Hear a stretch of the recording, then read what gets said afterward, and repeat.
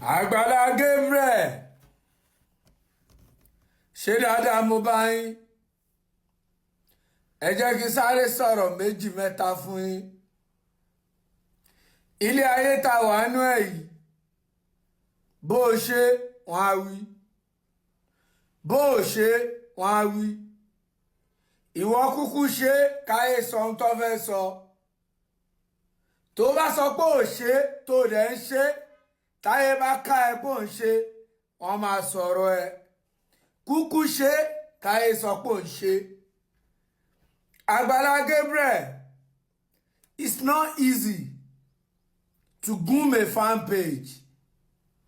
ẹ̀yin èèyàn wa òṣèrékùnrin yìí ó ti jáde ó jáde wá sọ̀rọ̀ nípa Àgbàlá Gabriel. Ó ní kó kú jẹ́ kí gbogbo ayé mọ̀ wípé ṣọ́ọ̀ṣì òun bísínẹ́sì ni òun fi ṣe. Ó ní kó kú jẹ́ kí gbogbo ayé mọ̀.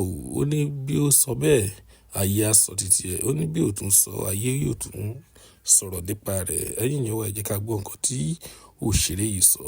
Even page is not easy to groom it. Kò easy láti ní page tó dàgbà débi pé tẹ́ bá post nǹkan àwọn èèyàn máa recommend nǹkan ẹ wọ́n máa dá yín lóhùn. It's not easy.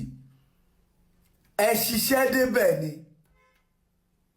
Ṣe lísìsà ẹ ṣiṣẹ́ débẹ̀ ni.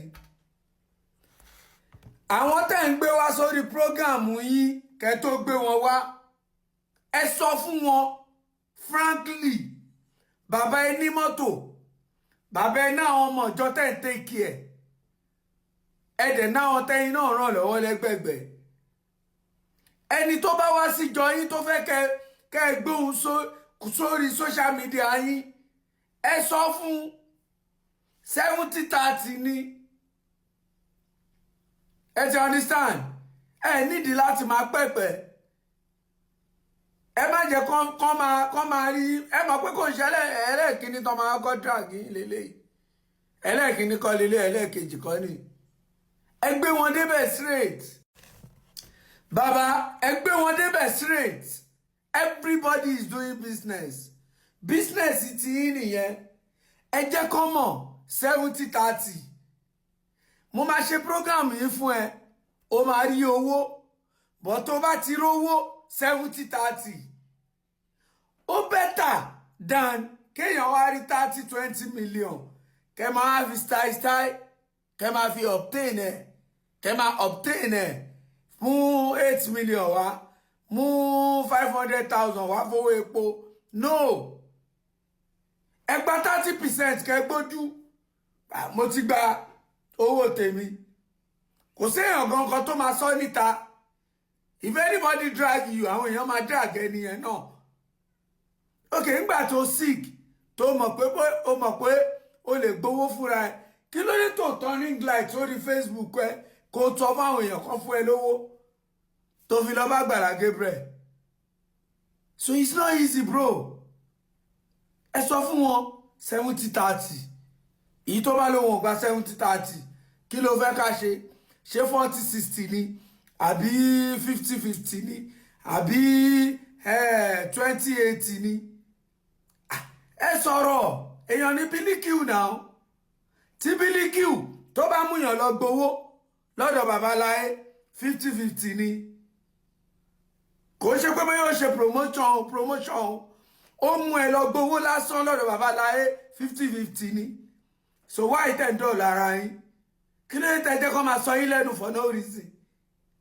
Ẹ sọ fún wọn àwọn tó bá ti wá gbogbo àwọn kúrúkù tẹ́ kójọ ẹ ìyá 70-30. Tẹ́ bá dẹ̀ ti gbowó wọn ẹyọ tí kọ́ bá ti wọn lọ. And secondly, gbogbo àwọn tó fẹ́ kọ́lé tẹ̀ kọ́. And secondly, Àgbàlá Gabriel, gbogbo àwọn tó fẹ́ bá kọ́lé, ẹ má ever bá anybody kọ́lé sínú ìjọ yín mọ́. Strategy nìyẹn náà. Ẹ bá ever anybody kọ́lé sínú ìjọ yín mọ́. Ẹni tó bá fẹ́ kẹ́ ẹ bó ń kọ́lé sínú ìjọ, ẹ dọ́gbọ́n ṣe fídíò ẹ̀. Torí ó ń déwájú ó ń dẹjọ́, ó ń dẹ̀yìn ó ń dasọ̀. Torí ọjọ́ kan ọ̀jọ̀kan tọ́rọ̀ bá máa padà jáde, ẹ máa fi wọn anybody. Ẹ lọ kọ́lé wọn sílùú wọn. ẹ béèrè ìlú tó bá jẹ́ lọ́kọ́lé wọn síbẹ̀ ẹ béèrè ibi tó bá fẹ́ lọ́kọ́ ẹ má jẹ́ kó kọ́lé ẹ má máa báyàn kọ́lé sínú ìjọ yín mọ́ kó dáa àwọn èèyàn kan ẹ mọ̀ pé ayé ti tó yẹ social media everybody is reason àwọn èèyàn máa wò pé ṣé wọ́n ṣe ń sọ lórí ni ẹ help àwọn èèyàn complain kẹyọwọ́ yín kó bá tiẹ̀ lọ àmọ̀ràn ni o adàtẹ̀ bá gbà ló kà.